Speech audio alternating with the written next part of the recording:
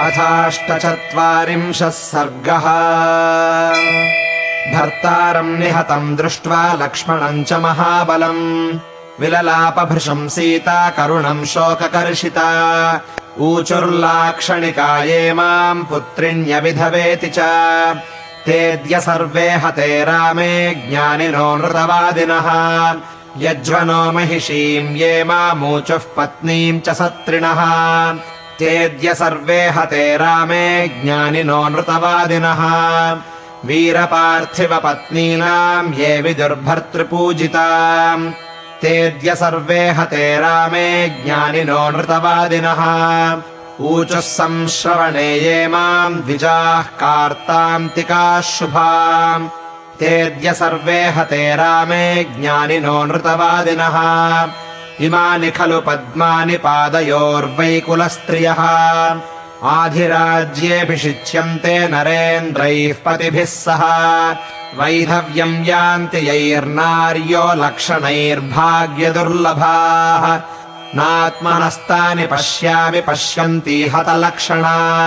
सत्यनामानि पद्मानि स्त्रीणामुक्तानि लक्षणैः तान्यद्यनिहते रामे वितथानि भवन्ति मे। केशाः सूक्ष्माः समानीला भ्रुवौ चासंहते मम वृत्ते चारोमके जङ्घे दन्ताश्चाविरला मम। शङ्खे नेत्रे करौ पादौ गुल्फावूरू समौचितौ अनुवृत्तनखाः स्निग्धाः समाश्चाङ्गुलयो मम। स्तनौ चाविरलौ पीनौ मामकौ मग्नचूचुकौ मग्नाचोत्सेधनीनाभिः पार्श्वोरस्कम् च मेचितम्। मम वर्णो मणिनिभो मृदून्यङ्गरुहाणि च प्रतिष्ठिताम् द्वादशभिर्मामूचुः शुभलक्षणाम्। समग्रयवमच्छिद्रम् पाणिपादम् च वर्णवत् मन्दस्मितेत्येव च माम् कन्या लाक्षणिका विदुः। आधिराज्येऽभिषेको मे ब्राह्मणैः पतिना सह कृतान्तकुशलैरुक्तम् तत्सर्वम् वितथीकृतम्। शोधयित्वा जनस्थानम् प्रवृत्तिमुपलभ्य च तीर्त्वा सागरमक्षोभ्यम् भ्रातरौ गोष्पदे हतौ। ननु वारुणमाग्नेयमैन्द्रम् वायव्यमेव च अस्त्रम् ब्रह्मशिरश्चैव राघवौ प्रत्यपद्यत। अदृश्यमानेन रणे मायया वासवोपमौ मम नाथावनाथाय निहतौ रामलक्ष्मणौ। न हि दृष्टिपथम् प्राप्य राघवस्य रणे रिपुः जीवन् प्रतिनिवर्तेत यद्यपि स्यान्मनोजवः। न कालस्यातिभारोऽस्ति कृतान्तश्च सुदुर्जयः यत्र रामः सह भ्रात्रा शेते युधि निपातितः। न शोचामि तथा रामम् लक्ष्मणम् च महारथम् नात्मानम् जननीम् चापि यथा श्वश्रूम् तपस्विनीम्। सा तु चिन्तयते नित्यम् समाप्तव्रतमागतम् कदा द्रक्ष्यामि सीताम् च लक्ष्मणम् च सराघवम्।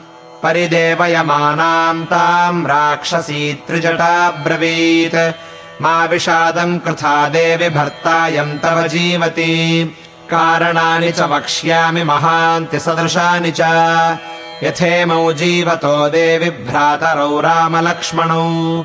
न हि कोपपरीतानि हर्षपर्युत्सुकानि च भवन्ति युधि योधानाम् मुखानि निहते पतौ।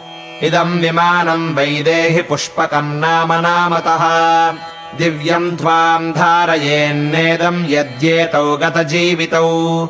हतवीरप्रधाना हि गतोत्साहानिरुद्यमा सेना भ्रमति सङ्ख्येषु हतकर्णेव नौर्जले।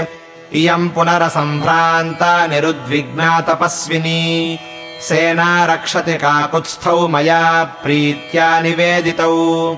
सा त्वम् भवसु विस्रब्धा अनुमानैः सुखोदयैः अहतौ पश्य काकुत्स्थौ स्नेहादेतद्ब्रवीमि ते। अनृतम् नोक्तपूर्वम् मे न च वक्ष्यामि मैथिली चारित्रसुखशीलत्वात् प्रविष्टासि मनो मम।